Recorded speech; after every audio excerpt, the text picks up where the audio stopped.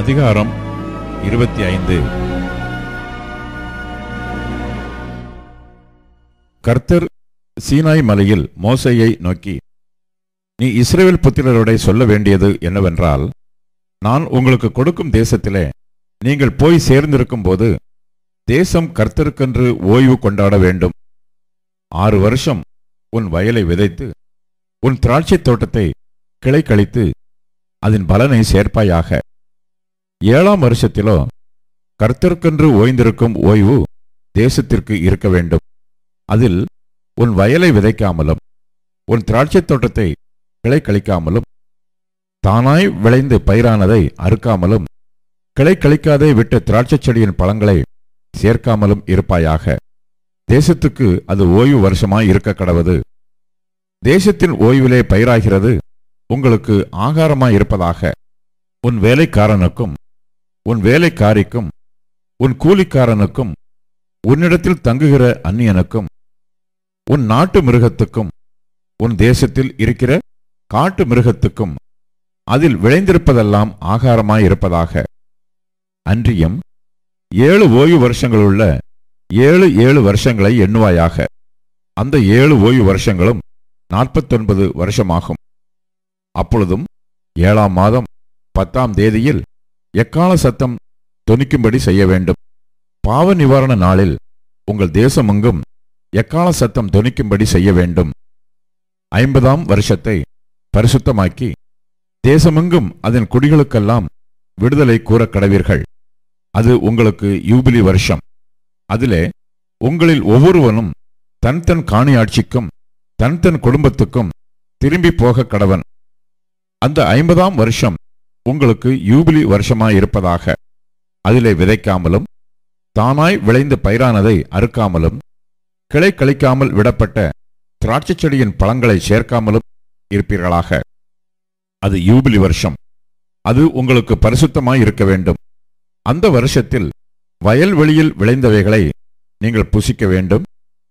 அந்த யூபிலி வருஷத்தில் உங்களில் அவனவன் தன் தன் காணியாட்சிக்கு திரும்பி போக கடவன். ஆகையால் பிறனுக்கு எதையாவது விற்றாலும் அவனிடத்தில் எதையாவது கொண்டாலும் ஒருவருக்கொருவர் அநியாயம் செய்யக்கூடாது.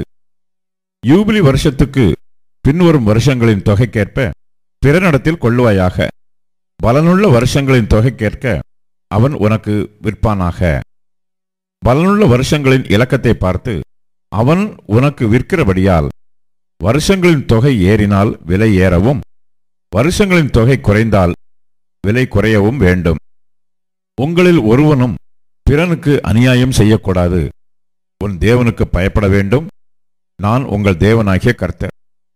என் கட்டளைகளின்படி செய்து என் நியாயங்களை கைக்கொண்டு அவைகளின்படி நடக்க கடவீர்கள். அப்பொழுது தேசத்தில் சுகமாய் குடியிருப்பீர்கள். பூமி தன் கனியை தரும். நீங்கள் திருப்தியாக சாப்பிட்டு அதில் சுகமாய் குடியிருப்பீர்கள். 7ஆம் வருஷத்தில் எதை புசிப்போம்? நாங்கள் விதைக்காமலும் விளைந்ததை சேர்க்காமலும் இருக்க வேண்டுமே என்று சொல்வீர்களானால், நான் 6ஆம் வருஷத்தில் உங்களுக்கு ஆசீர்வாதத்தை அனுக்கிரகம் பண்ணுவேன். அது உங்களுக்கு 3 வருஷத்தின் பலனை தரும். நீங்கள் 8ஆம் வருஷத்திலே விதைத்து 9ஆம் வருஷம் மட்டும் பழைய பலனிலே சாப்பிடுவீர்கள். அதன் பலன் விளையும் வரைக்கும் பழைய பலனை சாப்பிடுவீர்கள். தேசம் என்னுடையதாய் இருக்கிறபடியால் நீங்கள் நிலங்களை அறுதியாய் விற்க வேண்டாம். நீங்கள் பரதேசிகளும் என்னிடத்தில் புறக்குடிகளுமாய் இருக்கிறீர்கள். உங்கள் காணியாட்சியான தேசமெங்கும் நிலங்களை மீட்டுக்கொள்ள இடம் கொடுக்க கடவீர்கள். உங்கள் சகோதரன் தரித்திரப்பட்டு தன் காணியாட்சியிலே சிலதை விற்றால் அவன் இனத்தான் ஒருவன் வந்து தன் சகோதரன் விற்றதை மீட்க கடவன். அதை மீட்க ஒருவனும் இல்லாமல் தானே அதை மீட்கத்தக்கவனானால் அதை விற்ற பின் சென்ற வருஷங்களின் தொகையை தள்ளி மீந்த தொகையை ஏற்றி கொண்டவனுக்கு கொடுத்து அவன் தன் காணியாட்சிக்கு திரும்பி போக கடவன். அப்படி கொடுப்பதற்கான நிர்வாகம் அவனுக்கு இல்லாவிட்டால் அவன் விற்றது வாங்கினவன் கையிலே யூபிலி வருஷம் மட்டும் இருந்து யூபிலி வருஷத்திலே அது விடுதலையாகும். அப்பொழுது அவன் தன் காணியாட்சிக்கு திரும்ப போவான். ஒருவன் மதில் சூழ்ந்த பட்டணத்தில் உள்ள தன் வாசஸ்தலமாகிய வீட்டை விற்றால் அதை விற்ற ஒரு வருஷத்துக்குள் அவன் மீட்டுக்கொள்ளலாம். ஒரு வருஷத்துக்குள்ளாகவே அதை மீட்டுக்கொள்ள வேண்டும். ஒரு வருஷத்துக்குள்ளே அதை மீட்டுக்கொள்ளாதிருந்தால் மதில் சூழ்ந்த பட்டணத்தில் உள்ள அந்த வீடு தலைமுறை தோறும் அதை வாங்கினவனுக்கே உரியதாகும். யூபிலி வருஷத்திலும் அது விடுதலையாகாது. மதில் சூழப்படாத கிராமங்களில் உள்ள வீடுகளோ தேசத்தின் நிலங்கள் போலவே எண்ணப்படும். அவைகள் மீட்கப்படலாம். யூபிலி வருஷத்தில் அவைகள் விடுதலையாகும். லேவியரின் காணியாட்சியாகிய பட்டணங்களில் உள்ள வீடுகளையோ லேவியர் எக்காலத்திலும் மீட்டுக்கொள்ளலாம். இஸ்ரவேல் புத்திரருக்குள்ளே லேவியருடைய பட்டணங்களில் உள்ள வீடுகள் அவர்களுக்குரிய காணியாட்சியானபடியால் லேவியரிடத்தில் அவனுடைய காணியாட்சி பட்டணத்தில் உள்ள வீட்டை ஒருவன் வாங்கினால் விற்கப்பட்ட அந்த வீடு யூபிலி வருஷத்தில் விடுதலையாகும். அவர்கள் பட்டணங்களை சூழ்ந்த வெளிநிலம் விற்கப்படலாகாது. அது அவர்களுக்கு நித்திய காணியாட்சியாய் இருக்கும். ஒரு சகோதரன் தரித்திரப்பட்டு கையழைத்து போனவனானால் அவனை ஆதரிக்க வேண்டும். பரதேசியைப் போலும் தங்க வந்தவனைப் போலும் அவன் உன்னோடே பிழைப்பானாக. நீ அவன் கையில் வட்டியாவது பொலிசையாவது வாங்காமல் உன் தேவனுக்கு பயந்து உன் சகோதரன் உன்னோடே பிழைக்கும்படி செய்வாயாக. அவனுக்கு உன் பணத்தை வட்டிக்கும் உன் தானியத்தை பொலிசைக்கும் கொடாயாக. உங்களுக்கு கானான் தேசத்தை கொடுத்து உங்களுக்கு தேவனாய் இருக்கும்படி உங்களை எகிப்து தேசத்திலிருந்து புறப்பட பண்ணின உங்கள் தேவனாகிய கர்த்தர் நானே. உன் சகோதரன் தரித்திரனாகி உனக்கு விலைப்பட்டு போனால் அவனை அடிமையைப் போல் ஊழியம் செய்ய நெருக்க வேண்டாம். அவன் கூலிக்காரனைப் போலவும் தங்க வந்தவனைப் போலவும் உன்னோடே இருந்து யூபிலி வருஷம் மட்டும் உன்னிடத்தில் சேவிக்க கடவன். பின்பு தன் பிள்ளைகளோடும் கூட உன்னை விட்டு நீங்களாகி தன் குடும்பத்தாரிடத்துக்கும் தன் பிதாக்களின் காணியாட்சிக்கும் திரும்பி போக கடவன். அவர்கள் நான் எகிப்து தேசத்திலிருந்து புறப்பட பண்ணின என்னுடைய ஊழியக்காரர். ஆகையால் அவர்கள் அடிமைகளாக விற்கப்படலாகாது. நீ அவனை கொடூரமாய் ஆளாமல் உன் தேவனுக்கு பயந்திரு. உனக்கு இருக்கும் ஆண் அடிமையும் பெண் அடிமையும் சுற்றிலும் இருக்கிற புறஜாதிகளாய் இருக்க வேண்டும். அவர்களில் நீ ஆண் அடிமையையும் பெண் அடிமையையும் விலைக்கு வாங்கலாம். உங்களிடத்தில் பரதேசிகளாய் தங்குகிற அந்நிய புத்திரரிலும் உங்கள் தேசத்தில் உங்களிடத்திலே பிறந்திருக்கிற அவர்களுடைய குடும்பத்தாரிலும் நீங்கள் உங்களுக்கு அடிமைகளை கொண்டு அவர்களை உங்களுக்கு சுதந்திரமாக்கலாம். அவர்களை உங்களுக்கு பின்வரும் உங்கள் சந்ததியாரும் சுதந்திரிக்கும்படி நீங்கள் அவர்களை சுதந்திரமாக்கிக் கொள்ளலாம். என்றைக்கும் அவர்கள் உங்களுக்கு அடிமைகளாய் இருக்கலாம்.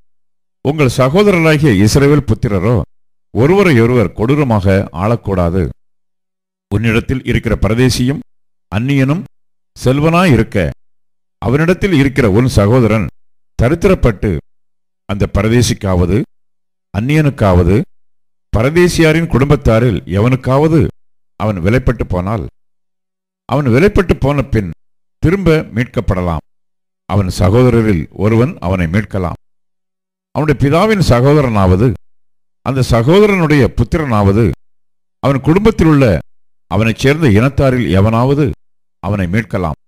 தன்னால் கூடுமானால் தன்னைத்தானே மீட்டுக்கொள்ளலாம். அவன் தான் விலைப்பட்ட வருஷம் தொடங்கி யூபிலி வருஷம் வரைக்கும் உண்டான காலத்தை தன்னை விலைக்கு கொண்டவனுடன் கணக்கு பார்க்க கடவன்.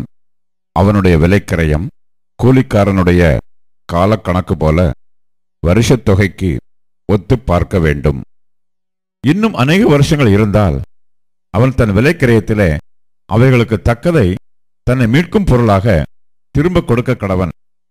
யூபிலி வருஷம் மட்டும் மீதியாயிருக்கிற வருஷங்கள் கொஞ்சமே ஆனால் அவனோட கணக்கு பார்த்து தன் வருஷங்களுக்கு தக்கதை தன்னை மீட்கும் பொருளாக திரும்ப கொடுக்க வேண்டும். இவன் வருஷத்துக்கு வருஷம் கூலி பொருந்தி கொண்ட கூலிக்காரனைப் போல அவனிடத்தில் இருக்க வேண்டும். அவன் இவனை உனக்கு முன்பாக கொடூரமாய் ஆளக்கூடாது.